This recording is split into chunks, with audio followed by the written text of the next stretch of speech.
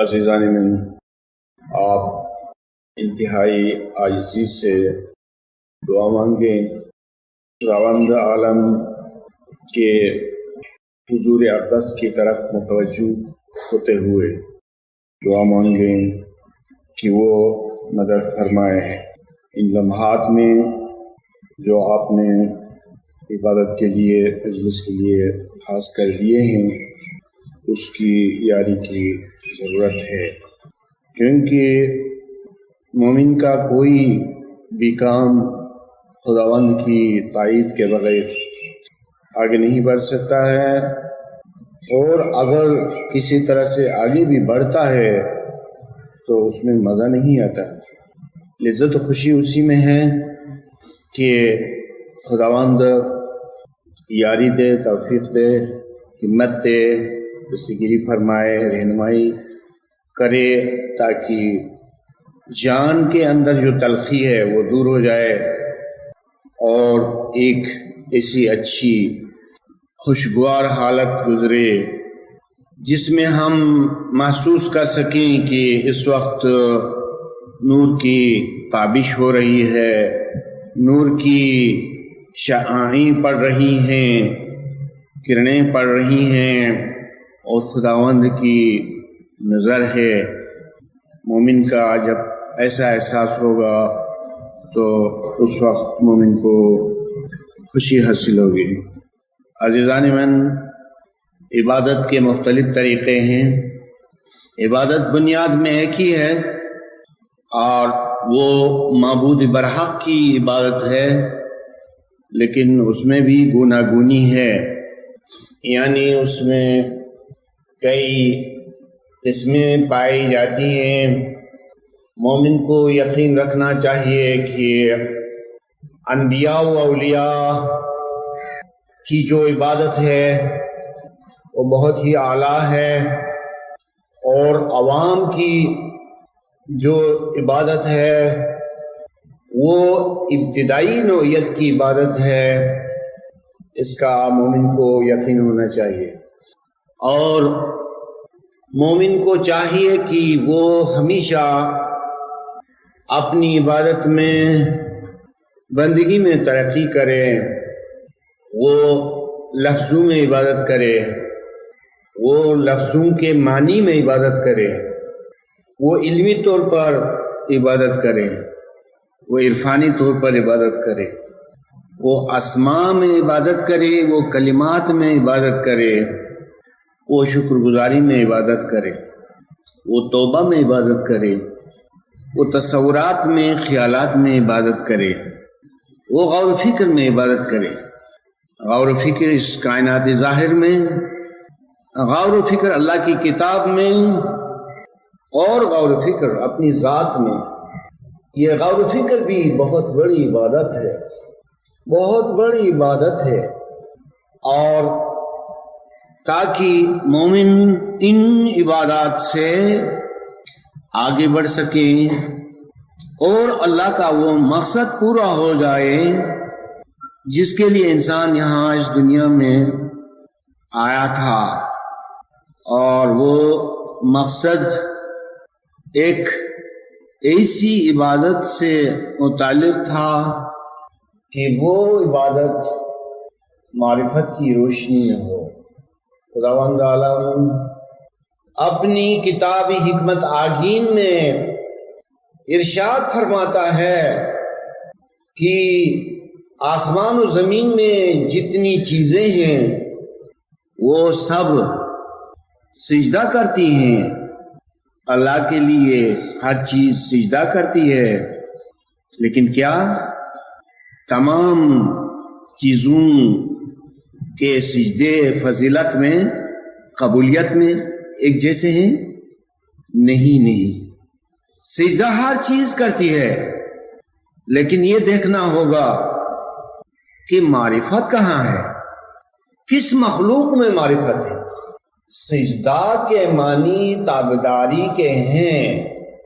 اللہ نے چیزوں کو جو نیچر عطا کر دی ہے اس نیچر کے مطابق تمام چیزیں اپنی اپنی طرح سے سرو سجود ہیں، جسے قرآن ہی نے کہا کہ درخت بھی سجدے کرتے ہیں۔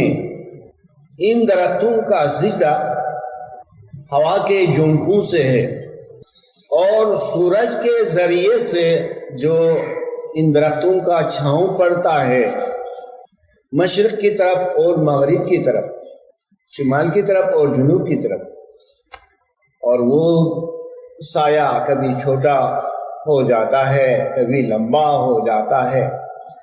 تو یہ درخت اپنی نیچر کے مطابق قانونی نیچر کے لیے تابعداری کرتا ہے، اور اس تابعداری کے معنی میں درخت سجدہ کرتا ہے۔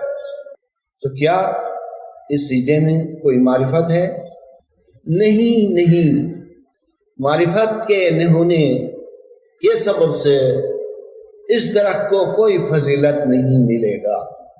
اور جانور سجدہ کرتا ہے، دیکھیں کہ ہر وقت اس کا سر زمین کی طرف ہے۔ قرآن کہتا ہے کہ ہر چیز سجدہ کرتی ہے۔ اس کلیہ کے تحت ہم نے دیکھا اور واقعاً تمام جانور سجدہ کرتے ہیں۔ آدمی چلتا پھرتا ہے تو اس کا سر آسمان کی طرف ہوتا ہے، اور جانور ہر وقت جھکا ہوا نظر آتا ہے، سر اس کا گویا سجدے میں لگا ہوا۔ قرآن سے فدا صحیح کہا کہ ہر چیز سجدہ کرتی ہے، ہر مخلوق سجدہ کرتی ہے۔ تو ہم نے جانوروں کو دیکھا، یہ ایک سجدے میں لگے ہوئے ہیں، مگر یہ سجدہ کیسا ہے؟ کیا یہ معرفت کی روشنی میں ہے؟ نہیں، یہ معرفت کی روشنی میں نہیں ہے، یہ اضطراری سجدہ ہے، یہ مجبوری کا سجدہ ہے، اور یہ نیچرل ہے۔ یعنی نیچر نے، قانونی قدرت نے، قانونی فطرت نے ان کو جھکا دیا ہے۔ یہ ایسا سجدہ ہے۔ پتھر بھی سجدہ کرتا ہے۔ پتھر کا سجدہ یہ ہے کہ وہ ایک حال پر، حالی جمود پر ٹھہرا ہوا ہے، وہ موشن لیس ہے، وہ غیر محرک ہے، وہ حرکت نہیں کرتا۔ آپ کہیں پتھر کو فضا کی طرف ذرا پھینک دیں اور دیکھیں کہ وہ زمین کی طرف لوٹتا ہے۔ یہ قانون نے اس کو زمین سے وابستہ کیا ہے۔ یہ سجدہ ہے۔ پانی کو دیکھیے، وہ ہمیشہ نشیب کی طرف بہتا جاتا ہے، اس کی فطرت ہے، اس کی طبیعت ہے، اس کی نیچر ہے، اور کوئی رکاوٹ آ گیا تو وہ رک جاتا ہے، اور جب اس پر زیادہ گرمی پڑتی ہے تو یہ کھولتا ہے اور ہوا میں اڑتا ہے۔ تو مطلب یہ ہے کہ قانون قدرت نے اس پانی کو جو فطرت دی ہے اس کے مطابق پانی کام کرتا ہے۔ تو یہ پانی کا سجدہ ہے۔ غرضی کی تمام چیزیں سجدہ کرتی ہیں، مگر اس سجدے میں یا اس نوعیت کے سجدے میں کوئی معرفت نہیں۔ اب آئیے انسانوں کی طرف کہ دنیا میں جتنے انسان ہیں وہ سب جو مذہب میں ہیں اپنے اپنے طور سے سجدہ کرتے ہیں، اور کچھ لوگ ایسے ہیں کہ وہ مذہب نہیں رکھتے ہیں لیکن وہ بھی کسی کام میں لگے ہوئے ہیں جو البتہ انسانی فائدے کا کام ہے۔ اسی طرح قدرت ان سے بھی کوئی کام لیے بغیر نہیں چھوڑتی، تو وہ بھی ایک طرح سے سجدہ کرتے ہیں۔ جہاں بے جان چیزیں سجدہ کرتی ہیں وہاں وہ لوگ بھی ایک طرح کا سجدہ کرتے ہیں جو مذہب نہیں رکھتے ہیں۔ اب آئیے عوالمی مذاہب میں، جہاں پر بہت سے مذاہب ہیں، تو یہ مذاہب والے اپنے اپنے طور سے سجدہ کرتے ہیں، لیکن ان کے بارے میں قرآن کیا کہتا ہے؟ نجات کی کوئی ضمانت نہیں ہے، نجات کی کوئی ضمانت نہیں ہے، مگر ضمانت وہاں ہے جہاں پر عبادت اور سجدہ بامعرفت ہوگا، بے معرفت نہیں، بامعرفت ہوگا، تو اس سجدے کی فضیلت ہوگی اور اس سجدے کا ثواب ہوگا۔ تو عزیزان من، یہ معرفت ایسی ہے کہ اسی کی خاطر یہ کائنات بنی ہے اور اسی کے لیے انسان اس دنیا میں آیا ہے، جیسا کہ خدائے تبارک و تعالیٰ کا ارشاد ہے وَمَا خَلَقَتُ الْجِنُّ وَالْإِنسُ إِلَّا لِيَعْبُدُونَ وَلِيَعْرِفُونَ۔ یہ جو وَلِيَعْرِفُونَ جو ہے یہ قرآنی لفظ نہیں ہے، یہ تفسیر ہے کہ کچھ بزرگان دین نے کہا کہ یہاں منشا معرفت کا ہے اور معرفت کے بغیر کوئی عبادت نہیں ہے۔ جیسے قرآن کے شروع میں الحمد ہے اور اس میں خدائی جلیل و جبار نے انسانوں کو تعلیم دی ہے، فرمایا ہے کہ یوں کہا کرو ایاک نعبد و ایاک نستعین، ہم خصوصیت کے ساتھ، معرفت کے ساتھ، معرفت کی روشنی میں تیری عبادت کرتے ہیں، و ایاک نستعین، اور بلا شرکت غیر، کسی اور کی شرکت کے بغیر ہم تجھ سے اور تجھی سے یاری چاہتے ہیں، مدد چاہتے ہیں۔ اہدنا الصراط المستقیم، ان دو باتوں کے بعد ایک عبادت اور پھر تجھ سے یاری چاہنے کے بعد ہم چاہتے ہیں کہ تو ہمیں راہ راست پر چلائے، راہ راست پر چلنے سے متعلق جتنی وسائل ہیں وہ سب ہمیں مہیا کر دے۔ مثلا ہادی برحق کی شناخت، اس کی دوستی، اس کی محبت، صراط الذین انعمت علیہم، یہ راستہ جس کے لیے ہم دعا مانگتے ہیں، ان لوگوں کا راستہ جن پر تیری نعمتیں تمام ہوئی ہیں، یعنی انبیاء کا راستہ، صدیقین کا راستہ، شہداء کا راستہ، صالحین کا راستہ، یہ راستہ ہمیں چاہیے، اس راستے کی ہدایت چاہیے۔ اب اس میں غور کرے تو بہت ساری حکمتوں کا انکشاف ہو جاتا ہے، بہت ساری حکمتوں کا، اور اس میں اتنا علم ہے، انہی الفاظ کے گردا گرد علم کے جواہرات کے ڈھیر لگے ہوئے۔ مثال کے طور پر جب بھی یہاں ہم کوئی سوال کریں گے یا جب بھی کوئی وضاحت کرنا چاہیں گے تو بہت ساری حکمتیں اس مقام سے ظاہر ہو جائیں گی۔ یعنی وہ حضرات کون ہیں جن کا یہاں حوالہ ملتا ہے، جن کی راہ پر چلنے کے لیے دعا مانگی جاتی ہے، تو وہ انبیاء ہیں، یعنی پیغمبران، اور صدیقین ہیں، ان کے اوصیاء، شہداء ہیں، یعنی ائمہ طاہرین، صالحین ہیں، جسے حجت پیر بزرگ۔ ان حضرات کی راہ روحانیت کے لیے درخواست کرنے کے لیے تعلیم دی گئی ہے۔ اس سے جو نتائج اخذ کیے جا سکتے ہیں وہ عظیم ہیں۔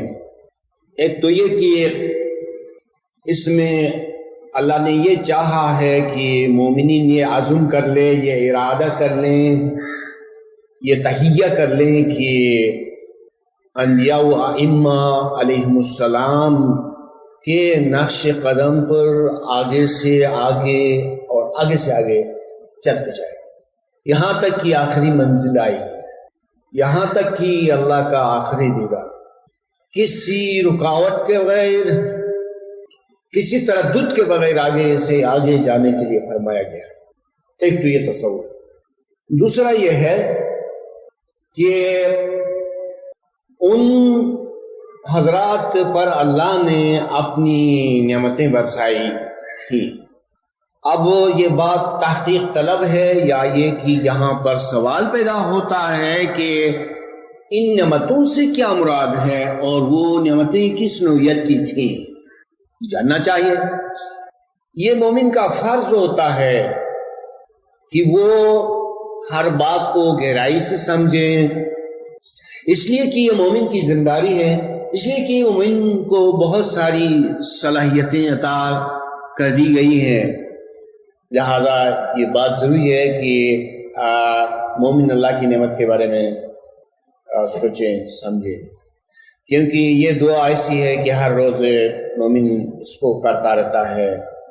اور امام عالی مقام کا فرمان اقدس یہ ہے کہ عبادت و بندگی اور دعا کے مطلب کو سمجھ لیا جائے۔ تو اللہ کی نعمتیں کیا ہیں؟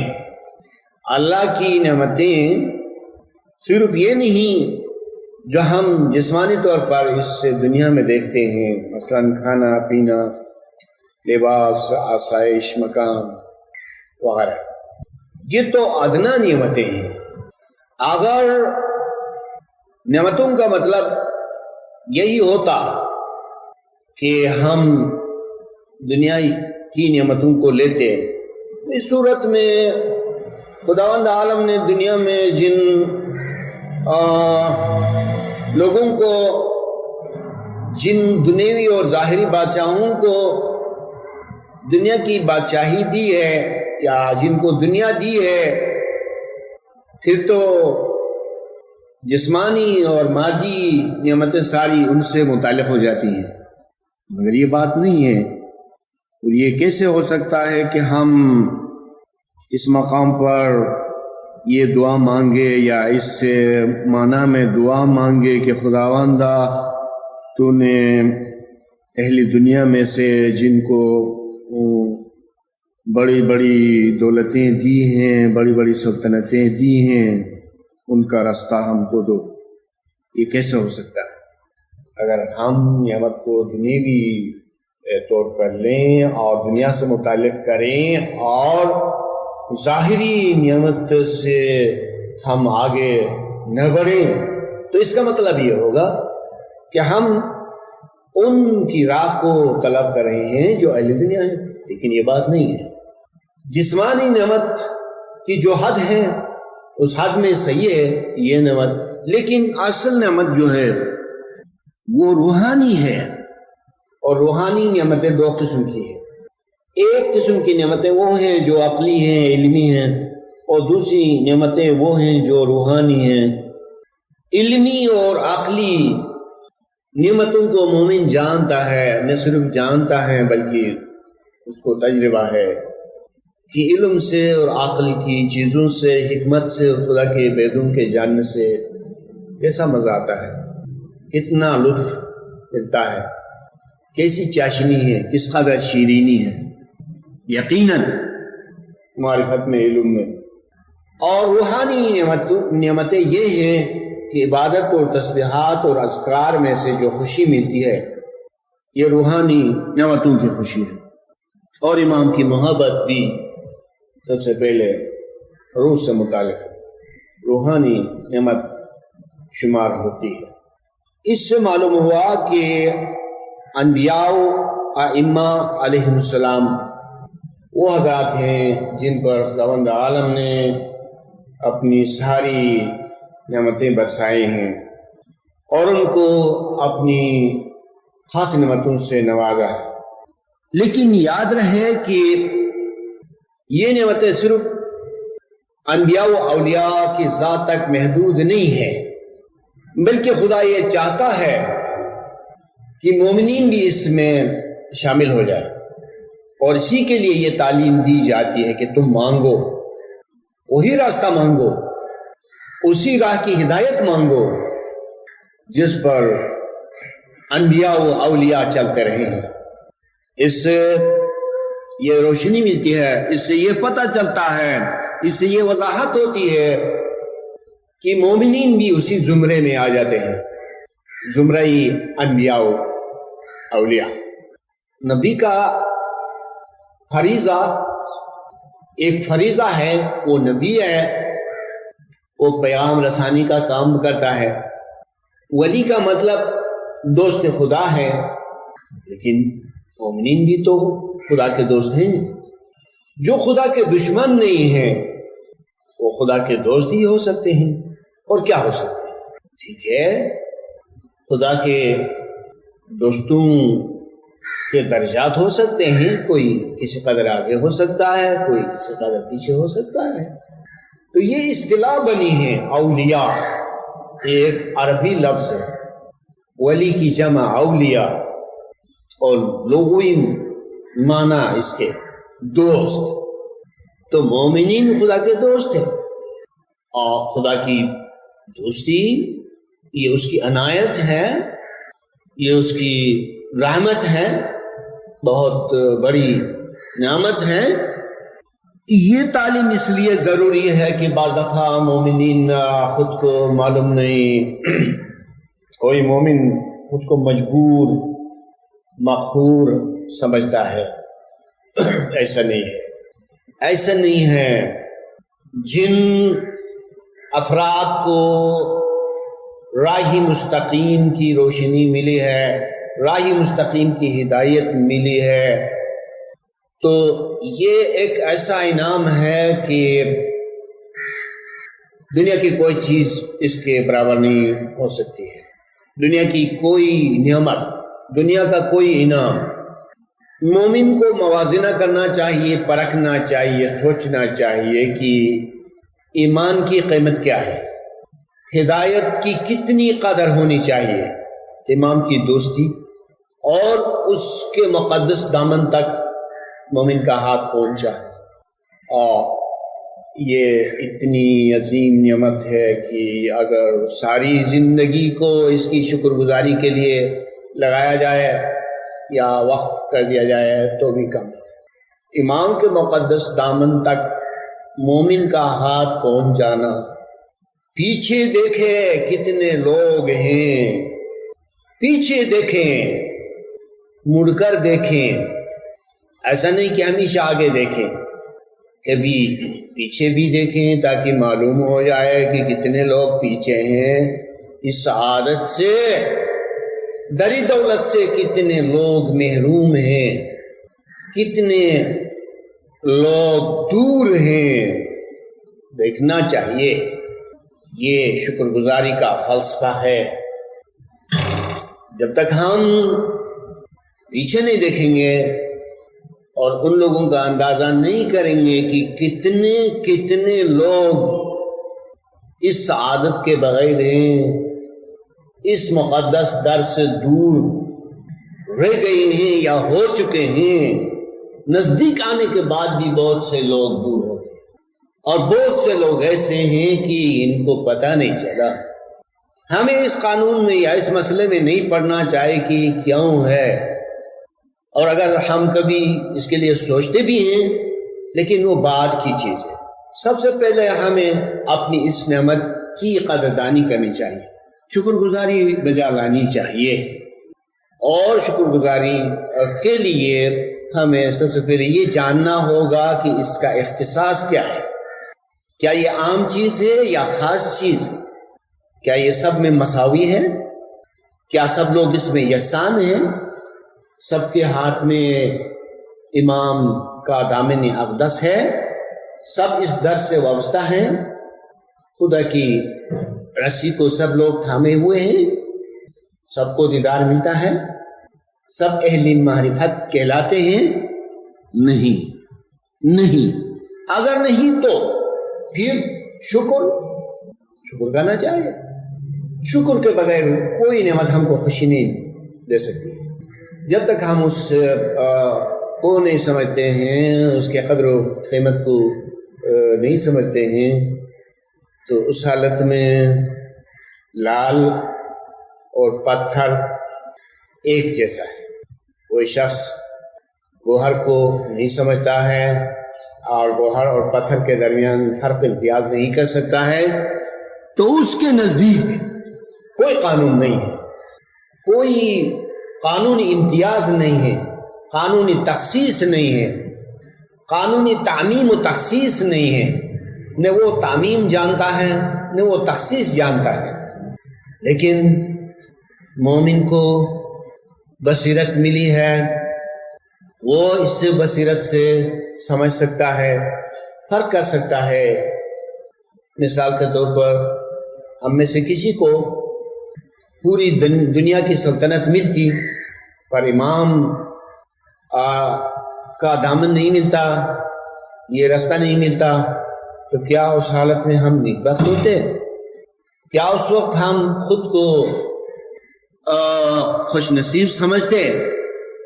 ازروی عقل، ازروی قانون نہیں، ہماری بہت بڑی شمی ہوتی، بدبختی ہوتی کہ اگر یہ راستہ نہیں ملتا اور دنیا کی بادشاہت ملتی، ہم دنیا کے شہنشاہ ہوتے، یا کوئی اور دنیا کی بڑی چیز ہمارے پاس ہوتی، دنیا کی چیزوں میں سے نہیں، اس وقت ہم خوش نصیب نہیں ہوتے، بد نصیب ہوتے اور بدقسمت ہوتے۔ اس کے لیے کیا ہم کو شکر بجا نہیں لانا چاہیے؟ شکر گزاری کے آنسو کبھی نہیں بہانا چاہیے؟ شکر گزاری بہت بڑی اہم چیز ہے۔ یہ اپنے ساتھ روشنی لے آتی ہے، یہ اپنے ساتھ خوشی لے آتی ہے، یہ اپنے ساتھ وسعت لے آتی ہے۔ پھر اس نعمت پر روشنی پڑتی ہے، پھر اس نعمت کی قدر و قیمت کا پتہ لگتا ہے، پھر دوسری نعمت آنے لگتی ہے۔ ایک نعمت کے بعد دوسری نعمت کیوں نہیں آتی ہے؟ دنیا کی کوئی مثال لے، کوئی تونگر ہے، کوئی امیر ہے، اپنے کسی نوکر کو کچھ دیتا ہے اور وہ نوکر اس کی قدر نہیں کرتا ہے، اس کو اچھی طرح سے استعمال نہیں کرتا ہے، اور نہ وہ خوش ہوتا ہے نہ وہ شکر گزاری کرتا ہے، تو اب اس امیر کو کیا کرنا چاہیے؟ آپ ہی کہیں، عقل کیا کہتی ہے، قانون کیا کہتا ہے؟ قانون یہ کہتا ہے کہ اب ایسے امیر کا جو دل ہے وہ ٹوٹ جائے گا، وہ خوش نہیں ہوگا، اور دوسری چیز جو اس کے بعد دینی چاہیے نہیں دے گا۔ کیوں دے گا؟ دنیا کے کسی امیر کی مثال نہ صحیح، کسی بادشاہ کی مثال صحیح، یا کسی مہربان باپ کی مثال صحیح کہ وہ اپنے کسی بچے کو کوئی چیز دیتا ہے، بچہ اس کو پھینکتا ہے، توڑتا ہے، اس کو ٹھیک استعمال نہیں کرتا ہے، تو اب باپ کو کیا کرنا چاہیے؟ کوئی دوست کسی دوست کو ایک شائی دیتا ہے، وہ دوست اس کے لیے خوش نہیں ہوتا ہے، شکریہ بھی نہیں کہتا ہے، دل سے خوش بھی نہیں ہوتا ہے، اور اس چیز کو اچھی طرح سے استعمال بھی نہیں کرتا ہے۔ تو ظاہر بات ہے کہ دوست اس کو دوسری چیز نہیں دے گا۔ اگر آج یہ نعمت، یہ دین اللہ کی نعمت ہے، تو ہمیں چاہیے کہ ہم اس کی قدر کریں، بار بار سوچیں، اور کریں، تجزیہ کریں کہ ہم کو جو چیز ملی ہے اس کی قیمت کتنی ہوگی۔ دنیا کی کوئی چیز اس کی قیمت ہو سکتی ہے؟ پوری کائنات، زمین بھر کی دولت، سونا چاندی، جواہرات، زر و گوہر، مال و متاع، خزانے، اگر مومن اس طرح سے نہیں سوچتا ہے تو پھر کیا سوچتا ہے؟ مومن کے پاس جو روحانی دولت ہے یا جو روحانی نعمتیں ہیں، بار بار ان پر مومن کی نگاہ پڑنی چاہیے، بار بار سوچنا چاہیے، خدا یہ چاہتا ہے کہ ایسا کرے، یہ مومن کا فائدہ ہے۔ پھر کبھی انسان کا دل دکھتا ہے کسی بھی بات سے مومن کو رنج پہنچتا ہے، کسی بھی دنیاوی چیز کی کمی ہوتی ہے، یہ اچھا موقع ہے تجزیہ کے لیے، سوچنے کے لیے۔ پھر سوچنا چاہیے مجھ کو یہ دنیا کی چیز نہیں مل رہی ہے، یا دنیاوی طور پر میں کسی قدر دکھی ہوں، سوچنا چاہیے ٹھیک ہے دنیاوی طور پر میں دکھ میں ہوں یا تکلیف میں ہوں، مگر دینی طور پر نہیں ہوں۔ پھر موازنہ کرنا چاہیے کہ دنیا کی زندگی کتنی دیر تک ہے۔ تو انسان کے اندر بہت سے خیالات آتے ہیں، اور انسان ہمیشہ ایک خیال میں نہیں رہتا۔ اس کی وجہ یہ ہے کہ انسان کی جو خودی ہے وہ ایک بڑے ادارے کی طرح ہے جس کے اندر مختلف قسم کے ممبران ارکان کام کرتے ہیں۔ میں نے کبھی سوچا تھا کہ انسان کی انا کیا ہے؟ انسان کی انا کے بارے میں ہم کہہ چکے ہیں کہ وہ ایک یونٹی ہے، وہ ایک وحدت ہے، اور اس یونٹی کے تحت انسان میں بہت سے ایلیمنٹس ہیں، بہت سے عناصر ہیں اس یونٹی کو متاثر کرنے کے لیے، اس انا کو بنانے کے لیے۔ کیا ایلیمنٹس ہیں؟ روح کے بہت سے ذرات ہیں، اور ذرات کی تو قسمیں ہیں، یعنی کچھ روحیں بچگانہ قسم کی ہیں، جس طرح چھوٹے چھوٹے بچوں کی عادتیں ہوتی ہیں، کچھ روحیں بوڑھوں کی سی عادت رکھتی ہیں، کچھ روحیں جوانوں کی طرح ہیں۔ غرضی کی ایک بڑے معاشرے میں جس طرح مختلف عادتیں پائی جاتی ہیں، اسی طرح انسان کی انا مختلف عادتوں کا کلیکشن ہے، مختلف عادتوں کا مجموعہ ہے۔ لہذا انسان کے اندر مختلف وقتوں میں مختلف خیالات آتے ہیں۔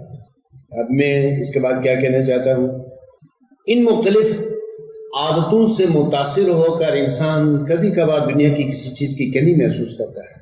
وہ کہتا ہے کہ میرے پاس اتنی ساری دولت ہوتی تو میں یہ کرتا اور وہ کرتا وغیرہ وغیرہ، یا دوسری طرح سے اسی حسرت کو دوسری طرف سے سامنے لاتا ہے، کہتا ہے کہ کاش میرے پاس اتنی ساری دولت ہو، یا میں فلان امیر کی طرح امیر ہوتا۔ انسان کی ایسی سوچ میں غلطی ہے، یہ درست نہیں ہے۔ اس کو سوچنا چاہیے، اس کو یہ بھی جاننا چاہیے کہ جس امیر آدمی کو وہ سامنے رکھتا ہے اور اس کو ایگزامپلری قرار دیتا ہے دولت کے لحاظ سے، دنیوی ترقی کے لحاظ سے، کیا وہ کامیاب ہے؟ ظاہر میں کامیاب ہے، تو کیا اس نے اس کے باطن کو دیکھا ہے؟ کیا یہ سب کچھ جانتا ہے کہ اس دولت کے نتیجے میں کیا کیا خرابیاں اس میں پیدا ہو گئی ہیں؟ تو ان تمام باتوں کو یہ جانتا ہے؟ نہیں جانتا ہے۔ نہیں جانتا ہے تو پھر وہ رشک کیوں کرتا ہے؟ تو خدا کی طرف دیکھنا چاہیے، خدا سے مانگنا چاہیے۔ کیا مانگنا چاہیے؟ دولت نہیں مانگنی چاہیے۔ دولت ایک ذیلی اور ضمنی چیز ہے۔ ایمان کی مضبوطی، ایمان کی سلامتی مانگنا چاہیے، ہدایت مانگنی چاہیے، رضا یعنی خداوند کی خوشنودی مانگنی چاہیے۔ دیکھیں، ہمیں یہ تو جاننا چاہیے کہ سب سے بڑی چیز کیا ہے۔ مومن ہر وقت دعا کرتا ہے تو اس کو یہ جاننا چاہیے کہ اس دعا میں کون کون سے بنیادی عناصر کی ضرورت ہے، کون کون سے بنیادی الفاظ کی ضرورت ہے۔ سب سے بڑی چیز یہ ہے کہ خداوند کی خوشنودی یعنی جسے رضا بھی کہا جاتا ہے، اور قرآن کی زبان میں جس کو رضوان بھی کہا گیا ہے، اللہ کی رضا، اس کی خوشنودی، یہ بہت بڑی چیز۔ ہم اگر خدا کی خوشنودی کو چاہیں گے تو ایسا ممکن نہیں ہے کہ اللہ ہم کو ایسا ہی رکھے گا کہ ہم کو کچھ نہیں دے گا۔ جب ہم اللہ کی خوشنودی کو چاہیں گے تو ہمارا نصب العین بہت ہی بلند ہوگا، بہت ہی بلند ہوگا، اور یہ امام کے اس فرمان کے منشا کے مطابق ہوگا جس میں امام برحق نے ارشاد فرمایا ہے کہ مومن کو اوپر دیکھنا چاہیے۔ اس کا یہ مطلب نہیں ہے کہ ہم بس اپنی ظاہری نگاہوں سے آسمان کی طرف دیکھتے رہیں، اس کے اندر کچھ معنی ہے۔ معنی یہ ہے کہ ہم اپنے نصب العین کو بہت ہی اونچا رکھیں، اور اس نصب العین کو اونچا رکھنے کا مطلب یہ ہے کہ ہم اللہ کی اس چیز کو چاہیں جو سب سے اونچی ہے اور بیچ سے بھی اونچی ہے۔ کیا چیز ہے بیچ سے اونچی؟ اور قرآن سے بتائیں، اور قرآن کی روشنی میں ہم کو سمجھائیں کہ بیچ سے اونچی چیز کیا ہے۔ وہ رضوان ہے، اللہ کی خوشنودی۔ اور رضوان کے دو معنی ہیں، ایک تو اللہ کی خوشنودی ہے، دوسرے معنی میں کہتے ہیں کہ رضوان ایک فرشتہ ہے، وہ بہشت کے باغات کا باغبان ہے۔ بہشت کے باغات کا جو باغبان ہوگا وہ کون ہوگا؟ وہ دنیا کا کوئی معمولی انسان نہیں ہو سکتا، وہ خدا خود ہو سکتا ہے۔ اچھی بات ہے کہ ہم باغ کو نہ چاہیں تو باغبان کو چاہیں، باغبان کو چاہیں گے تو باغ اسی کے تحت خود بخود آئے گا، اور باغ کہاں جائے گا؟ یہ مومن کی دانشمندی ہے، یہ رضا چاہنے کے معنی ہے۔ ہم اللہ کی رضا کو چاہیں گے، اس کی خوشنودی کو چاہیں گے، تو اس کے خوش ہونے کے ساتھ ساتھ سب کچھ ملے گا۔ مثال کے طور پر کوئی ہوشمند انسان دنیا کی کسی بادشاہ کے ساتھ دوستی کر رہا ہے تو دوستی کا فلسفہ یہی بہتر ہوگا کہ وہ صرف بادشاہ کے ساتھ دوستی رکھے، ایسا نہ کہے کہ یہ دو وہ دو، پھر دوستی ٹوٹ جائے گی۔ بادشاہ سمجھے گا کہ کتنا کمینہ انسان ہے، وہ مجھ پر بھروسہ نہیں کرتا ہے۔ سب سے چاہیے یہ تھا کہ یہ آدمی اس بادشاہ کی دوستی کو چاہتا، اسی کا خواہان ہوتا، اسی کو چاہتا اور اسی کا جویان ہوتا۔ جب دوستی ہوتی تو دوستی ایک ایسی چیز ہے، خوشی اور خوشنودی ایک ایسی چیز ہے کہ پھر وہ بادشاہ ہر وقت سوچتا کہ میں اپنے دوست کو کس طرح خوش کروں، اور وہ طرح طرح سے اس کو نوازتا اور گناگن نعمتوں سے اس کو مالا مال کر دیتا۔ لہذا خوشنودی، رضا بہت بڑی چیز ہے۔ ہمیں یہ نہیں بھولنا چاہیے اپنی دعاؤں میں کہ اللہ کی رضا کو چاہیے، خوشنودی کو چاہیے۔ خوشنودی فارسی لفظ ہے، رضا عربی لفظ ہے، رضوان بھی عربی ہے، اور قرآن کا خاص ٹرم ہے، خاص اصطلاح ہے، اور یہ مثال بہت ہی اچھی ہے جو میں نے آپ کی خدمت میں پیش کی کہ ہم باغ کو چاہیں یا باغبان کو چاہیں۔ باغبان کو چاہیں تو اسی کے تحت باغ آ جائے گا۔ یہ ہے کہ مومن پر یہ ذمہ داری عائد ہوتی ہے، مومن کو مومن بنایا گیا ہے تو اس کو بیکار نہیں چھوڑا گیا ہے، اور مومن خدا کی نظر میں بہت بڑی مخلوق ہے، اور مومن بہت بڑا نام ہے۔ یہ نام اتنا بڑا ہے کہ المومن یہ خدا کا نام ہے، پیغمبر کا نام ہے، امام کا نام ہے، اور مومن کا نام ہے۔ یہ مشترک ہے، اور اسی نام میں اللہ اور اس کا رسول اور امام اور مرید سب اس میں شرکت کر رہے ہیں۔ یہ اتنا بڑا نام ہے، یہ نام مشترک اس سینس میں ہے، اس معنی میں ہے کہ اس کے اندر بہت ترقی ہے، یہ ترقی اللہ تک پہنچ چکی ہے۔ تو اس لیے یہ غور و فکر، یہ شکر گزاری، یہ سوچ مومن کے فرائض میں آتی ہے، اور اس لیے مومن کو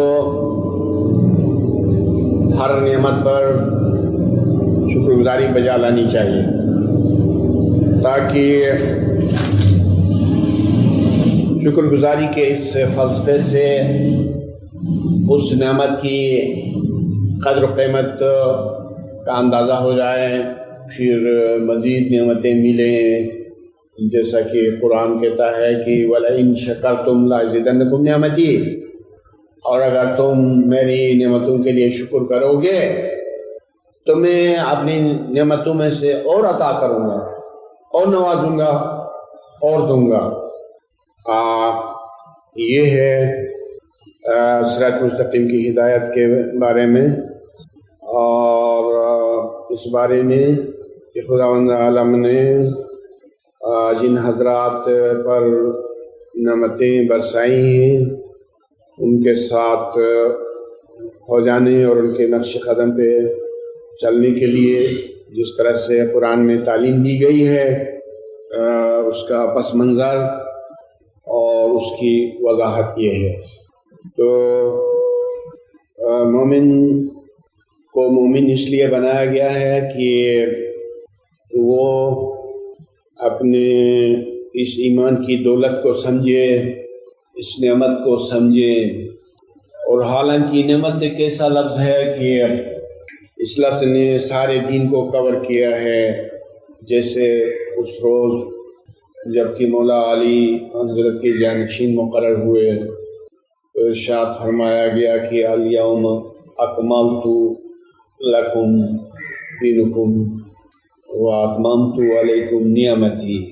اس آیت میں دین اسلام کو نعمت قرار دیا گیا ہے، اور نعمت کوئی چھوٹی چیز نہیں ہے۔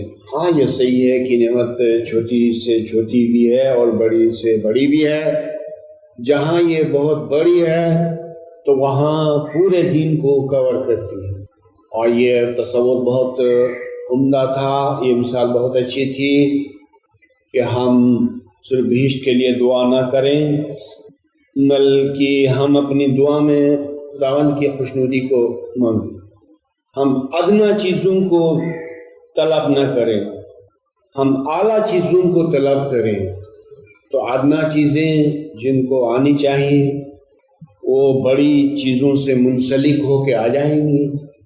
تو اس لیے یہ بات پیدا ہوئی تھی کہ مومن کو اپنی دعا میں کس نوعیت کے الفاظ کو طلب استعمال کرنا چاہیے۔ اور ہاں ایک بات، چونکہ دعا سے متعلق بات چیت ہو رہی ہے، یہ یاد رکھیے کہ دعا میں خود غرضی نہیں ہونی چاہیے، بلکہ ری ایکشن کے طور پر، رد عمل کے طور پر اس کا ہمیں فائدہ ہونا چاہیے۔ فائدہ دو طرح سے ہوتا ہے، ایک براہ راست اور ایک بالواسطہ۔ براہ راست کا مطلب ہے ڈائریکٹ، اور بالواسطہ کا مطلب ہے انڈائریکٹ۔ بعض دفعہ کسی چیز کے انڈائریکٹ کرنے میں زیادہ فائدہ ہوتا ہے۔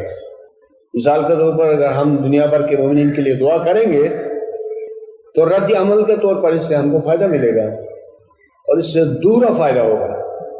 ایک تو ہم نے مومنین کے لیے دعا کی، اور اسی وقت خود ہمیں بھی اس سے فائدہ ملنے لگا۔ اگر ہم محدود ہو کے اپنے لیے دعا مانگیں گے تو پھر اس کا فائدہ بہت کم ہوگا۔ لہذا ہمیں تصور کرنا چاہیے کہ دنیا میں کتنے ایسے مومنین ہو سکتے ہیں جن کے مسائل، اگر ہمارا یہ تصور صحیح ہے تو ہمارے دل کے اندر ایک جلن شروع ہو جائے گی جب ہم سپوز کریں گے کہ دنیا میں کوئی مومن دکھی ہے، کسی کا کوئی مسئلہ ہے، کسی کو کوئی بیماری ہے، کسی کو کوئی دکھ ہے، اور ہوتا رہتا ہے۔ ہم اپنے علاقے یا اپنے ملک یا اپنے ماحول کا بھی خیال کر سکتے ہیں، اپنے دل میں سوچ سکتے ہیں کہ فلان فلان فلان مومن تکلیف میں ہے، اس کا تصور کر سکتے ہیں، جس سے ہم کو بہت فائدہ ملے گا۔ نیز دعا میں ایک اور حکمت یہ ہے کہ کبھی کبھار بلکہ اکثر ہمیں ایسا کرنا چاہیے کہ بعض وجوہات کی بنا پر ہم جن مومنین کو نہیں چاہتے ہیں، یعنی کوئی رنجش ہے، کوئی ناراضگی ہے، ناچاقی ہے، تو ایسے مومنین کے لیے ہمیں دعا مانگنی چاہیے۔ اس میں عظیم حکمت ہے۔ تو کہنا چاہیے کہ خداوند ہم نے غفلت میں اور نادانی سے فلان مومن کی غیبت کی تھی اور فلان مومن کے ساتھ ہماری نااتفاقی ہے، اس کے لیے ہم معافی چاہتے ہوئے اس کے حق میں دعا گزارتے ہیں کہ اس کے ایمان کی سلامتی ہو، اس کے دین کی سلامتی ہو اور اس کے تمام نیک مقاصد کی تکمیل ہو وغیرہ۔ اس میں کیا ہوگا؟ نیچرلی ہمارے دل کے اندر جو رنجش ہے وہ پگھلنے لگے گی۔ مومن کو روحانی ترقی سے کچھ چیزیں روکی رکھتی ہیں، اور ان ایسی چیزوں میں سے ایک یہ ہے کہ وہ کچھ مومنین کے ساتھ رنجش رکھتا ہے۔ جب وہ روحانی طور پر اپنی دعا میں ان کے لیے بھلائی چاہے گا تو خداوند کو اور فرشتوں کو یہ بات بہت اچھی لگے گی کہ بندہ مومن نے اپنے دل سے کینے کو دور کیا،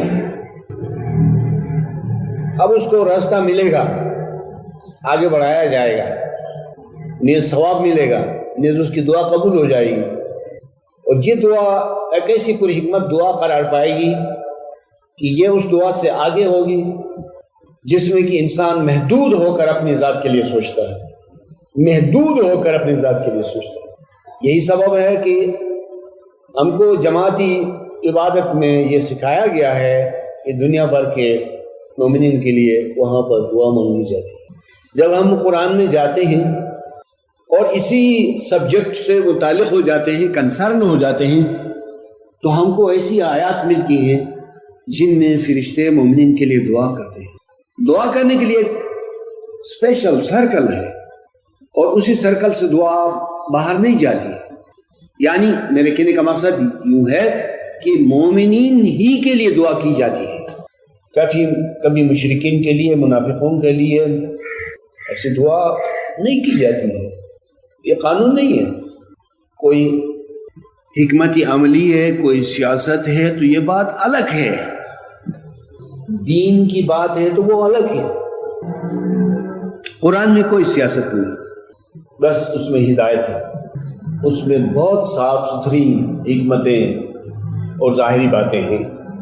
تو قرآن میں فرشتے دعا مانگتے ہیں، مومنین دعا مانگتے ہیں، اس سے ہم اپنی اس دعا کے مضمون کو سمجھتے ہیں، سمجھ سکتے ہیں، اور ہم بھی اس طرح سے دعا کر سکتے ہیں جس طرح قرآن میں ہے والدین کے لیے دعا ہے، مومنین کے لیے دعا ہے، اہل ایمان کے لیے دعا ہے، اور فرشتوں نے جو جہاں قرآن میں دعائیں مانگی ہیں مومنین کے لیے وہ بھی اسی نوعیت کی ہیں۔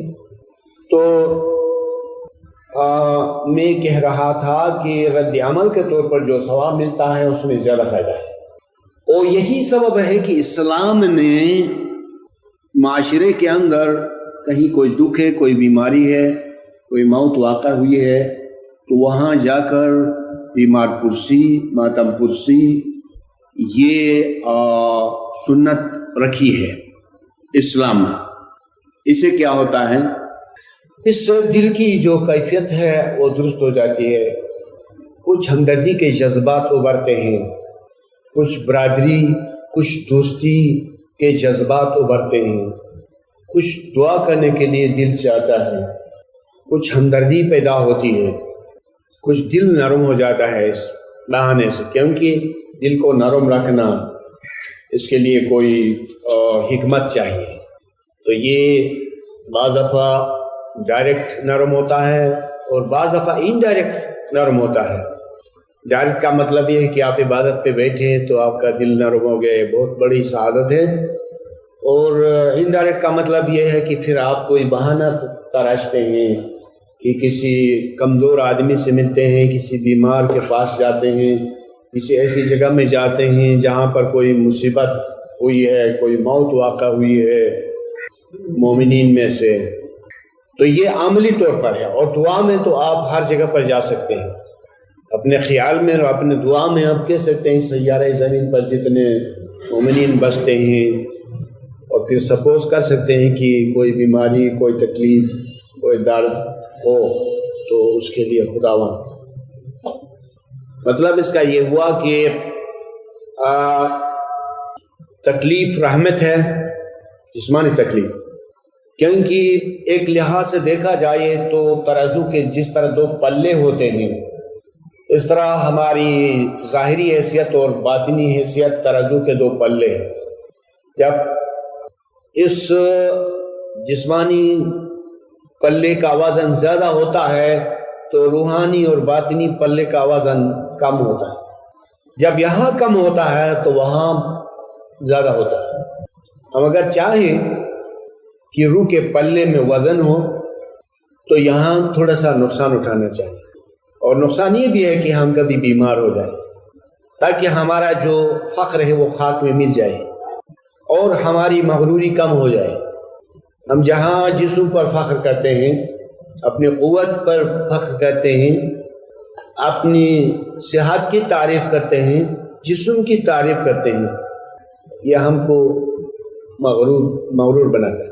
اس لیے اچھا ہے کہ کبھی کبھار بیمار ہو جائے تاکہ ہمارا دل جو ہے وہ عاجز ہو جائے، تاکہ ہم ایک بہت ہی غریب مسکین کی طرح بولنے لگے اور ہمارا دل ایسا ہو، پھر ہماری دعا خداوند سن. اس میں حکمت ہے. خداوند عالم نے بہشت کو جس طرح بنایا ہے وہ مومن جانتا ہے کہ وہاں سلامتی ہے، صحت ہے، کوئی بیماری نہیں، کوئی تکلیف نہیں، کوئی درد نہیں، کوئی دکھ نہیں. خدا اگر چاہتا تو اس دنیا کو بھی اس طرح سے بنا سکتا، لیکن اس نے جان بوجھ کر اس دنیا کو تکالیف سے بھرپور کر دیا. کیوں؟ اس لیے کہ مومن کو یہاں تھوڑی سی تکلیف چاہیے. اس کو جاننا چاہیے کہ تکلیف میں کیا حکمت ہے، بیماری میں کیا حکمت ہے، دکھ میں کیا حکمت ہے، رنج میں کیا حکمت ہے. مگر مومن کے لیے یہ سب حکمتیں ہیں، منافق کے لیے کوئی حکمت نہیں ہے. اس کے لیے دکھ ہی دکھ ہے. ایک تکلیف کے دو رخ ہیں. ایک رخ اس کا سزا کا ہے اور دوسرا رخ اس کا حکمت کا، آزمائش کا اور ثواب کا ہے. ایک بیماری دو پہلو رکھتی ہے. کافر کو ہے تو کوئی اس کو کچھ نہیں ملے گا، مومن کو ہے تو یہ تو اس سے ثواب ملے گا، یہ تو اس کی بندگی ہے، یہ تو اس کے گناہوں کی تلافی ہے. بھوک جو ہے کافروں کے لیے عذاب ہے، مومنوں کے لیے رحمت ہے. موت جو ہے وہ کافروں کا خاتمہ ہے، مومنوں کے لیے تو راحت کا دروازہ ہے. الموت ریحانۃ المومن، موت مومن کا گلدستہ ہے، اور گلدستہ اس وقت پیش کیا جاتا ہے جب کہ کوئی کامیابی ہوتی ہے. تو اب مومن کی زندگی کامیاب ہو گئی اور یہ موت کی شکل میں اس کو گلدستہ پیش کیا جاتا ہے، اس کو خوش آمدی کیا جاتا ہے موت سے. تو ہر چیز کے دو پہ. دولت اگر مومن کے لیے صحیح معنوں میں ہے، حلال کی ہے، جائز ہے، اور اس سے راہ خدا میں خرچ ہوتا رہتا ہے، نیک کام کیے جاتے ہیں، تو یہ دولت مومن کے لیے رحمت ہے. پر یہی دولت منافق کے لیے زحمت اور عذاب ہے، کسی اور کے لیے، کیونکہ وہ اسے گناہ کرتا ہے، اسے ایسے کام کرتا ہے کہ کل ان کاموں کی وجہ سے وہ گرفتار ہو جائے گا، اسے پوچھ گچھ ہونے والی ہے. تو میں اب اس وقت یہ فلسفہ آپ کے سامنے پیش کرتا ہوں کہ ہر چیز کے دو پہلو ہیں، دو رخ ہیں، اور دو پہلوؤں کے بغیر دنیا میں، کائنات میں کوئی چیز نہیں ہے. اس لیے قرآن نے کہا کہ اہدل حسنیین، دو نیکیوں میں سے ایک. زمانہ نبوت میں مومنین سے کہلایا کہ کہو اے مومنین کہ ہم دو نیکیوں کے درمیان میں رہتے ہیں. تکلیف آئی تو اس سے ہم کو فائدہ ہوگا، مصیبت آئی تو اس سے ہم کو فائدہ ہوگا۔ اور تمہارے لیے کیا ہے اے کافرو؟ تمہارے لیے نہ اس میں فائدہ ہے اور نہ اس میں فائدہ ہے، دونوں میں نقصان اور نقصان ہی نقصان۔ ان تمام چیزوں کو جاننے کے لیے بصیرت چاہیے، اور بصیرت علم کے نتیجے میں ملتی ہے۔ بصیرت کا مطلب عقل کی نگاہ، دل کی آنکھ، دیدہ باطن۔ تو یہ بصیرت بہت بڑی چیز ہے، اور مومن علم الیقین کی بدولت بصیرت کو حاصل کر سکتا ہے۔ بصیرت کے بڑے سے بڑے معنی بھی ہیں، اور بصیرت کے اعلیٰ معنی یہ ہیں کہ پوری طرح سے مومن اندرونی آنکھ سے پرسنل ورلڈ کو دیکھتا ہے اور ذاتی دنیا کا مشاہدہ کرتا ہے۔ تو یہ بصیرت کی انتہا ہے، یہ بصیرت کی چوٹی ہے۔ دوستو، آپ عادت بنائیں کہ جس کی بدولت آپ ہمیشہ علم کی طرف متوجہ ہو سکیں اور علم سے دلچسپی ہو، علم کو سننے اور علم کو بیان کرنے کی عادت اپنی ذات میں پیدا کریں۔ اور یہ جو پاک مذہب ہے آپ کا، یہ پیغمبروں کا مذہب ہے۔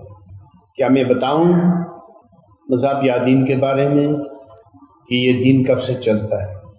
کیا میں یہ بھی بتاؤں کہ 1,24,000 پیغمبر جو دنیا میں آئے ان کا مشترکہ دین کون سا تھا؟ کوئی انسان اس طرح سے بھی سوچتا ہوگا کہ موسیٰ کا دین یہودی تھا، عیسیٰ کا دین نصرانی تھا، اور ابراہیم کا دین حنفی تھا، اور محمد صلی اللہ علیہ وآلہ وسلم کا دین اسلام تھا۔ یہ بات نہیں ہے، یہ بات نہیں ہے۔ سب انبیاء اللہ کے دین میں تھے، سب انبیاء علیہ السلام خدا کے دین میں تھے، اور خدا بھی یہی دین رکھتا ہے۔ سب پیغمبروں کی امتیں مل کر ایک ہی دین رکھتے تھے، یہ دین اسلام۔ آپ کہیں گے تو اسلام کا ظہور تو زیادہ زران حضرت کے زمانے سے ہوا؟ نہیں، یہ بات نہیں۔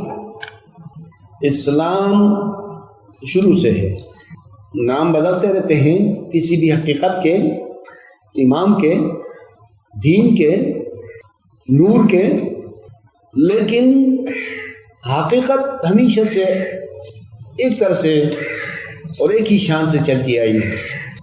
یہ جو یہود لفظ ہے، یہ جو نصارہ لفظ ہے، اس میں جاننے کی ضرورت ہے۔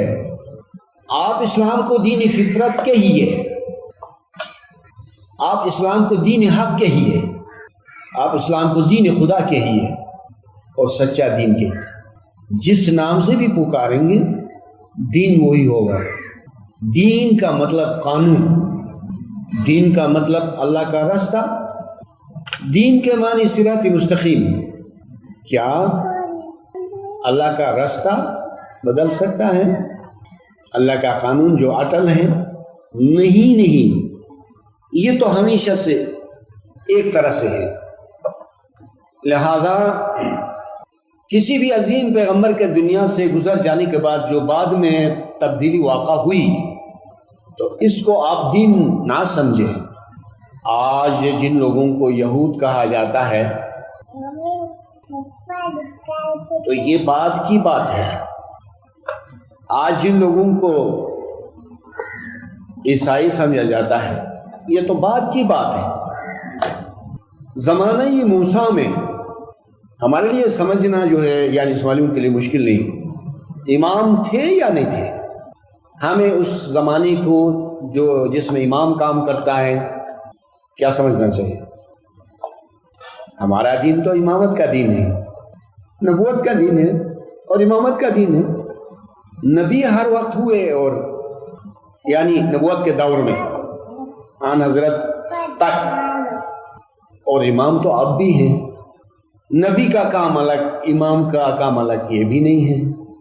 نبی نے جو کام کیا امام کے لیے کیا، امام نے جو کام کیا وہ سچے دین کے لیے کام کیا. ہمیں ان مومنین سے محبت ہونی چاہیے یا نہیں؟ آدم کے زمانے میں، نوح کے زمانے میں، ابراہیم کے زمانے میں، وہ تو ہمارے بھائی تھے، لیکن وہی بھائی تھے جو ایمان پر قائم تھے. عیسائی مذہب میں مومن تھے، اور جب آن حضرت دنیا میں تشریف لے آئے اور انہوں نے اپنے مشن کا اعلان کیا اور اسلام کا ایک بھرپور ظہور ہوا، اس وقت جن عیسائیوں نے انکار کیا وہ گر گئے، اور اس سے پہلے جو ایمان کے راستے پر قائم تھے وہ تو ہمارے بھائی تھے، وہ مومنین تھے. ہمیں یہ بھی جاننا ہے. ہمارے تصورات میں صفائی اور تزکیہ کی ضرورت ہے تاکہ ہم کسی رکاوٹ کے بغیر آگے سے آگے. کوئی شخص ایک بڑے کارخانے کو چلاتا ہے اور ہر بات کو وہ جانتا ہے، تو جب وہ کارخانے میں جاتا ہے تو دیکھتا ہے کہاں کوئی خرابی ہے، اس خرابی کو دور کرتا ہے، اس کمزوری کو دور کرتا ہے. کوئی شخص کسی بڑی بلڈنگ میں رہتا ہے تو وہ دیکھتا ہے کہ بلڈنگ میں صفائی ہے یا نہیں ہے، کون سی چیز اپنی جگہ پر نہیں ہے، وہ دیکھتا ہے. کسی شخص کی زمین ہے یا کسی کا باغ ہے تو وہ جانتا ہے کہ اس باغ میں سب چیز ٹھیک ہے یا نہیں. اس طرح ہمارا دین جو ہے، یہ دین ہماری زمین ہے، یہ دین ہمارا گھر ہے، یہ دین ہمارا کارخانہ ہے.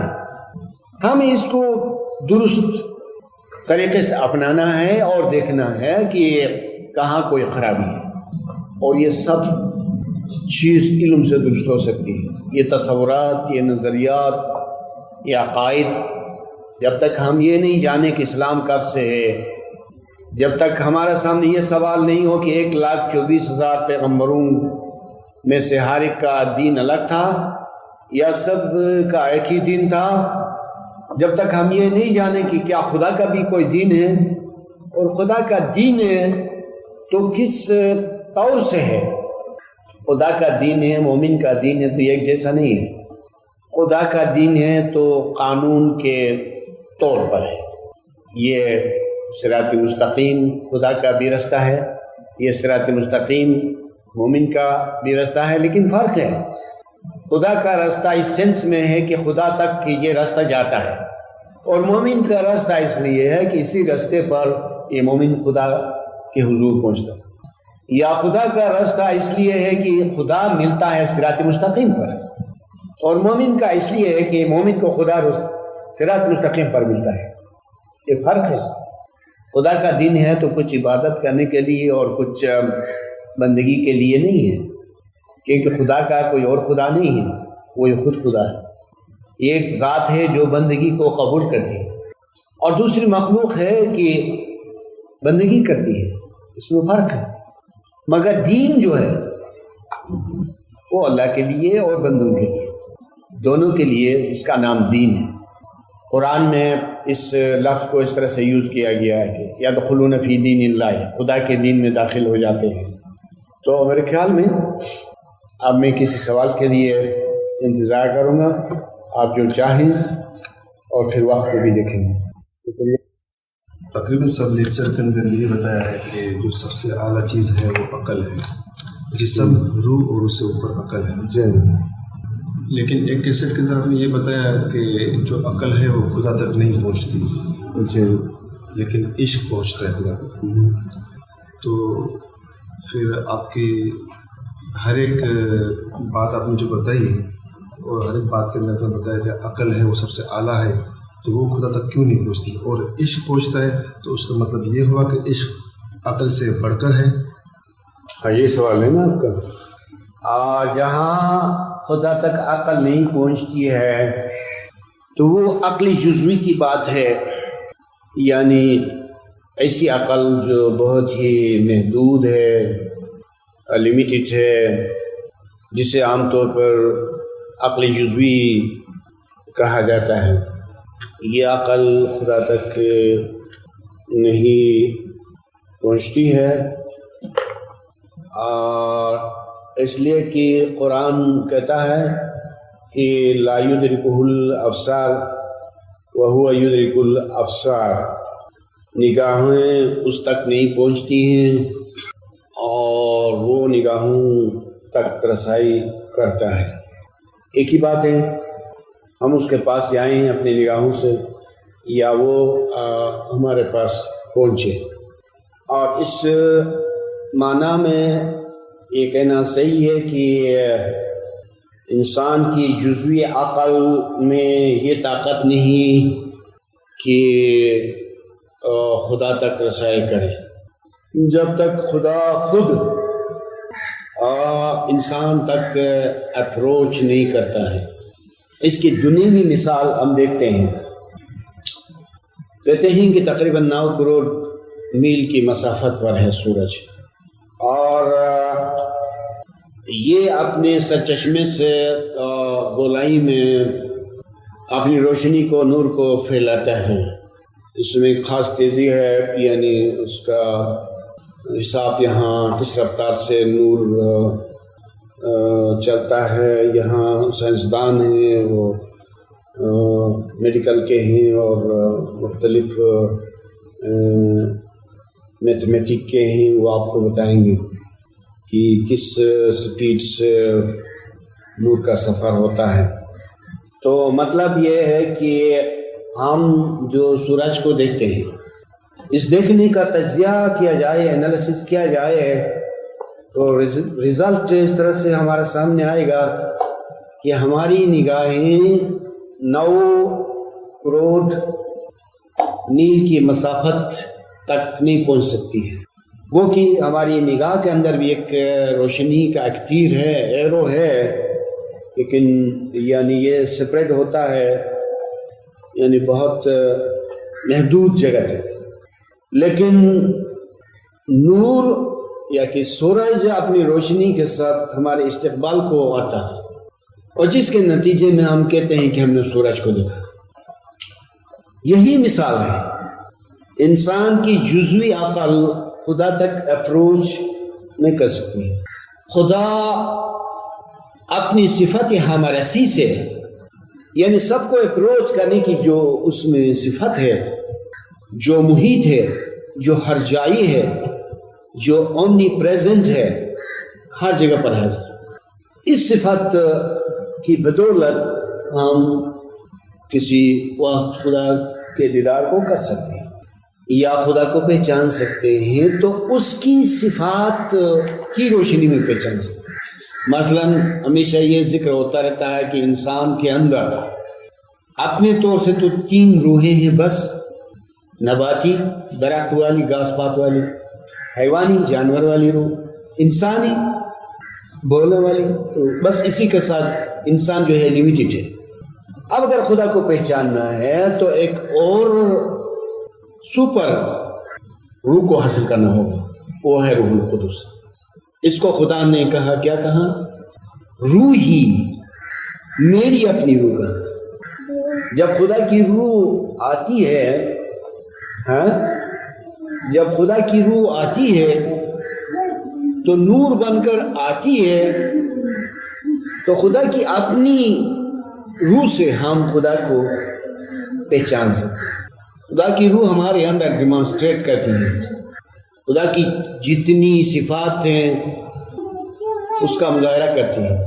خدا کے 100 نام ہیں، خدا کی 100 صفات ہیں، ان سب کا جلوہ ہوتا ہے، تو تب خدا کی شناخت ہوتی ہے۔ انسان خدا کو نہیں پہچان سکتا ہے، اس کا ثبوت یہ ہے کہ کوئی بھی انسان ان 3 روحوں سے کچھ بھی نہیں پاتا ہے۔ اگر روحانیت میں کچھ پاتا ہے تو وہ روح آتی ہے تب کچھ پاتا ہے۔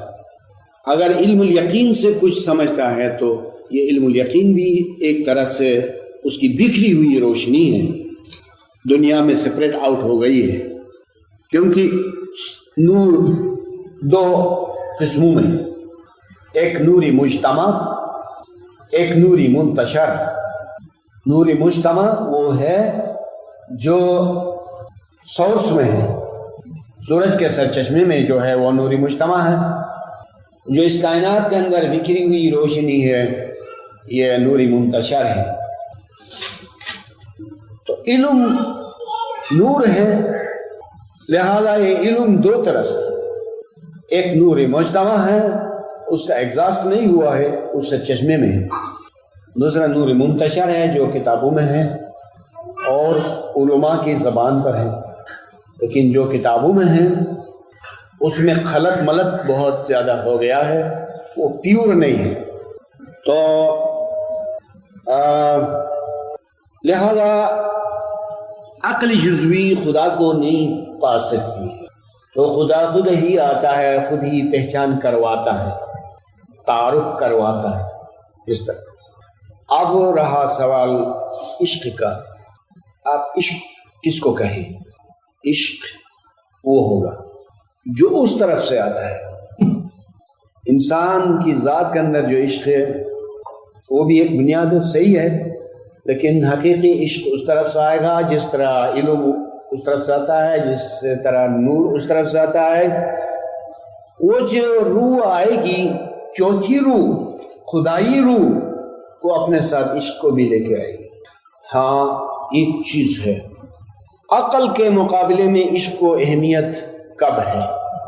ایک عقل ہے رفتہ رفتہ دنیوی ہو جاتی ہے، ایک عشق ہے وہ عقیدے کی شکل میں ہے، تو اب اس عشق کی اہمیت ہے۔ عقل مغرور ہو گئی، عقل گمراہ ہو گئی۔ اب دیکھیں ابلیس اور آدم کے درمیان کیا مقابلہ ہوا۔ آدم نے عشق کے راستے کو قبول کیا، ابلیس نے عقل کے راستے کو قبول کیا۔ لیکن یہاں کون سی عقل؟ عقل وہ جو مخلوق میں ہوتی ہے، تو اس کا کیا ثبوت ہے؟ ابلیس نے ریزننگ شروع کی، حجت بازی شروع کی، کہا کیوں ایک روشن چیز ایک تاریک چیز کو جھکے، یہ کون سی لاجک ہے؟ کچھ اس طرح سے کہا، پھر اس کو سزا ملی۔ آدم نے راہ عشق اختیار کیا، ایسا بھی مثال ہے۔ اس سے جو غلطی سرزد ہوئی تھی اب آنسو بہانا شروع کیا، کہا رب جلیل مجھے کیا ہو گیا کہ میں نے آپ کی ہدایت کو اور آپ کے فرمان کو اپنے نفس کی خواہش پر قربان کر دیا۔ وہ اسی طرح مناجات کرتے تھے اور روتے جاتے تھے، مناجات کرتے تھے، روتے جاتے تھے۔ جب عشق نہ ہو تو رونا کہاں سے آئے گا اور توبہ کہاں سے ہوگی؟ اس نے راہ عشق کو اختیار کیا۔ عشق بنتا ہے اس طرح سے کہ اپنی چھوٹی سی غلطی کو بھی بڑی غلطی بنائے، ایک چھوٹی غلطی پر خدا کے دوربین کو رکھیں، خدا کے دوربین سے دیکھیں تو چھوٹی غلطی بڑی ہو جاتی ہے، بہت بڑی ہو جاتی ہے۔ اس کے قانونی نزاکت کو یوز کریں، قانونی نزاکت، چونکہ خدا میں بہت نزاکت ہے، بہت نزاکت ہے، چونکہ محبوب میں بڑی نزاکت ہوتی ہے، وہ چھوٹی چھوٹی چیزوں کو لیتا ہے اور جب چاہے تو معاف بھی کر دیتا ہے۔ تو آدم نے راہ عشق کو اختیار کیا اور ابلیس نے راہ عقل کو اختیار کیا، لیکن میری مراد اس راہ عقل سے وہ عقل جو انسان رکھتا ہے، جس کو ابھی فیض الہی نہیں ملا ہے۔ تو ابلیس ہار گیا اور آدم جیت گئے۔ یہ مقابلہ عقل و عشق کا مقام ہے۔ آدم اور ابلیس کے قصے میں ایک مثال نہیں ہے، ہزاروں مثالیں، جبکہ اس پر روشنی پڑے، ہدایت کی روشنی پڑے، ہدایت